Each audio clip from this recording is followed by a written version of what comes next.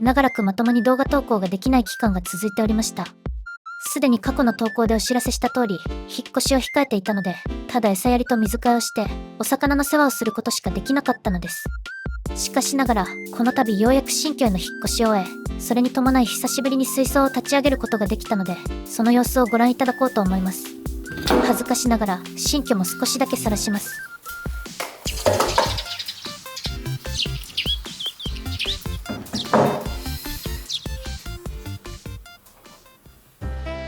ありがとうございます。いまちです。早速ご覧いただいているのが、うちの一戸建ての新居であります。注文住宅のような高級なものではなく、狭小住宅の建て売り物件です。しかも、基礎しかできてない状態で契約したので、間取り図だけでふんわりイメージしたまま購入に踏み切りました。家の話だけでもたくさん話したいことがあるのですが、僕はアクアリウム系の投稿者なので、アクアリウムっぽいことだけかいつまんでお話しします。今回買ったこの家は、なぜかリビングダイニングにトイレがついています。ここの工務店さんが作る家ではよくやってる手法らしいのですが、食事するスペースから壁1枚だけ隔ててトイレがあるのはかなり違和感があります。このスペースがあるなら収納にしたかった。このスペースがあるならリビングをもっと広く取ってほしかった。トイレはいいけど廊下や階段側につけてほしかった。などいろいろ思うところはありつつも、さらにトイレの横には独立洗面台が設置されています。何これ。思いっきり既製品の洗面台ですし、おしゃれ感がゼロですし、キッチンと洗面台が同じスペースにある家なんて、大学生の頃に住んでたワンルームの部屋でしか見たことがない。めっちゃ水槽管理しやすい。すごっ。おそらく注文住宅なら、妻に反対されてこんなもの設置できなかったでしょうし、自分の意思が介入しない建て売りならではの特権。肩身の狭い思いをしながらアクアリウムやってる人は、絶対建て売り住宅がおすすめです。ちなみに、鏡の部分はアクアリウムに関係がないので、外しちゃおうかと試みたんですが、なんか電気工事士の資格がないと難しそうな案件だったので、諦めました。ということで、洗面台の前に90センチのスリム水槽を設置しました。水槽はアクロのスーパークリアで、奥行き30センチ、高さが36センチ。水槽台は純のステージアです。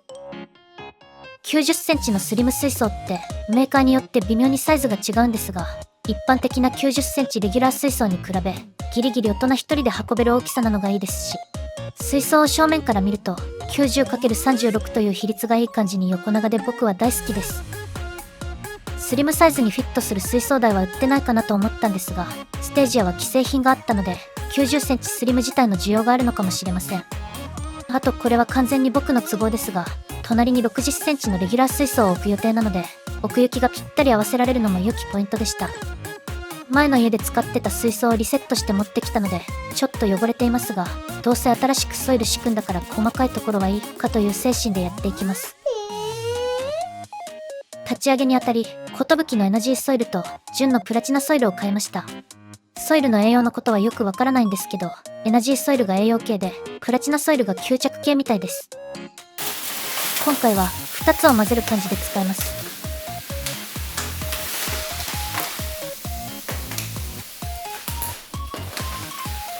レイアウトのメインは流木。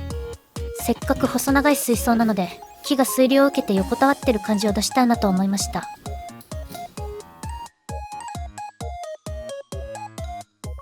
うまくできているとは思いませんが、アクアリウムをやって3年が経ち4年目に入ったので、さすがに最初の頃よりはイメージできるようになりました。水草はエキノドルステネルスやベトナムゴマのハグサ、ストロギネレペンスを植栽し、あまり背が高くならないやつを中心に揃えようと思います。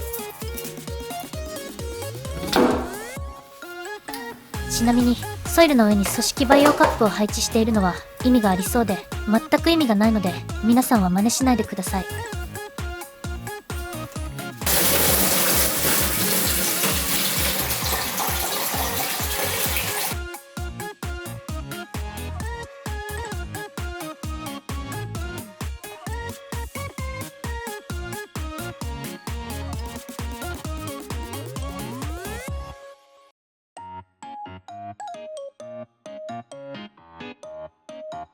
そしてバリスネリアナのはちょっとだけ植えておきます。以前植えた時は爆食していただいたので、今回も水質浄化に貢献してもらおうと思います。照明はウィークアクアの M シリーズを使います。インテリアという観点から電球型の照明が一番だと思っていた時期もありましたが、いろいろ思考を巡らせた結果、新居では RGB ライトを使うことにしました。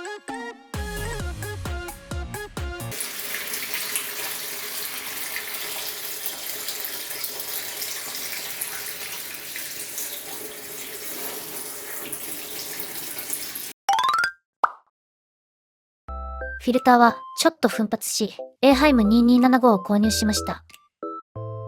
90センチスリム水槽にはオーバースペックなんですが、ワンランク上のものを使った方がいいという教えを信じてこれを使います。まずプレフィルターで洗いゴミがこし取られフィルターケースの最下部へって書いてあるから、あ、これを通ったらその後下に行くんだ。上から順に1234じゃなくて、この青いやつ、その後は一番下段に行ってまた上がってくるっていう構造。中のろ過剤は付属していたサブストラットプロとうちにストックしてあったパワーハウスを使うことにしました。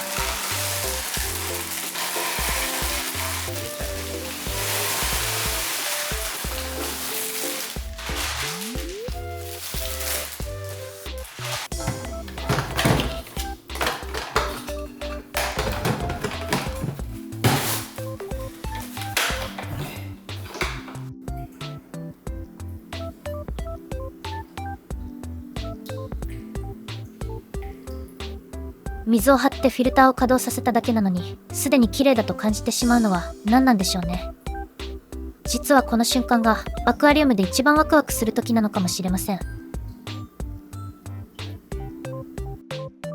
立ち上げて1週間が経ちました。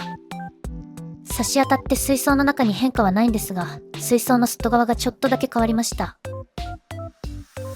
まずはライトスクリーン。横幅90センチに対して高さ36センチのものが売っておらず、高さ45センチのものを無理やりつけています。過去の動画で一度言ったことがありますが、ライトスクリーンはトールマンのオリジナルモデルが一番のお気に入りです。そして、ライトを吊り下げるため、ウィークアクアのスタンドを導入しました。少し前まではスタンド型を避けていたんですが、いろいろ考えを巡らせて、今回の新居では吊り下げスタンドを使うことにしました。ライトの考え方については、別の機会に動画にしたいなと思っています。水草はまだ二酸化炭素も入れてなかったんですが、一応根っこを伸ばしているものもあって、思いのほか順調です。ということで、前の家から持ってきた生態を入れていくことにします。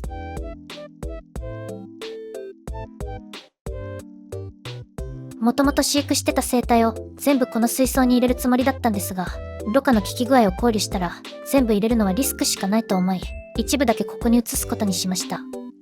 残った生態は別の部屋にあるストック水槽でしばらく泳いでもらいます。そして流木が浮いてこないように置いていた重しを外します。